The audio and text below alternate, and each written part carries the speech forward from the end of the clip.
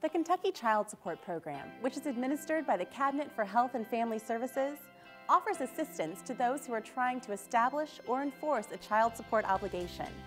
To provide these services, the Child Support Program works closely with employers, federal, state, and local agencies.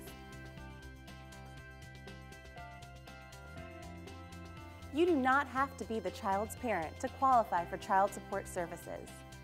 Services are available to aunts, uncles, grandparents, court-appointed guardians, or anyone living with and caring for a child who needs financial help supporting that child. Therefore, anyone who has custody of a child and needs help establishing paternity, establishing a child support order, or help collecting current or past due child support payments is eligible to receive child support services. When applying for services, you must provide certified copies of any divorce decrees, child support orders, and/or custody orders.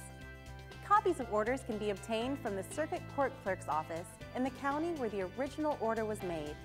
Also, payment records must be provided. The Child Support Program offers the following services: location of non-custodial parents, paternity testing and establishment, establishment of financial and medical support orders, collection of support payments, enforcement of any current child support, medical support, and in some cases, spousal support orders, review of support orders for possible modification. It is important to note that either parent can request that paternity be established or that a support order be reviewed for possible changes.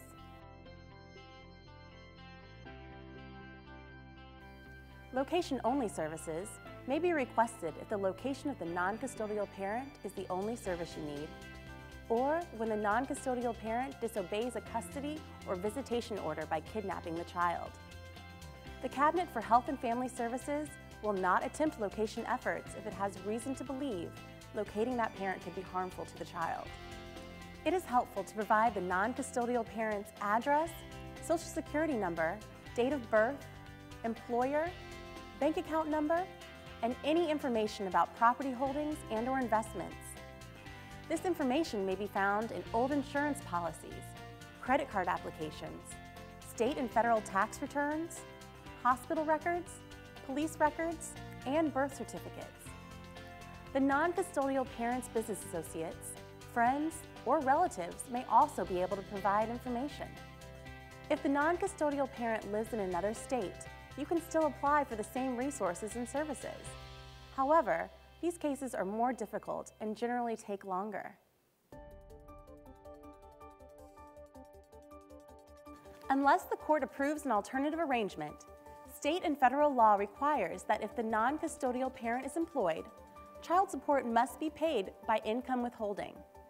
The maximum amount of income that can be taken out depends on whether the obligated parent has remarried and is supporting a new family, and whether arrearages are owed that equal or exceed 12 weeks of support. For example, up to 50% of a parent's disposable earnings can be withheld if they are supporting a second family. Up to 65% of a parent's disposable earnings can be withheld if they are not supporting a second family and owe an arrearage that is 12 weeks or more past due. Once the Division of Child Support has become payee of the child support obligation, all child support payments must be paid to the centralized collection unit. After your support obligation is set, you will generally receive payments within 6 weeks. If the non-custodial parent has more than one child support obligation, all wage payments received will be sent to the families based on the amounts ordered in each case. This allows the Child Support Division to keep track of when the parent pays and does not pay. As payments are made, they will be sent to you until the support obligation owed for the month is paid.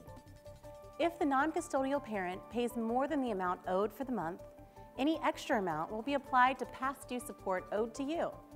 Any extra amount will be used to pay past due support that accumulated while you received public assistance or foster care benefits. If you have never received public assistance and no past due support is owed to you or CHFS, the extra amount will be held by CHFS and sent to you the first day of the following month. For more information, please contact your local legal aid office or visit your local child support division.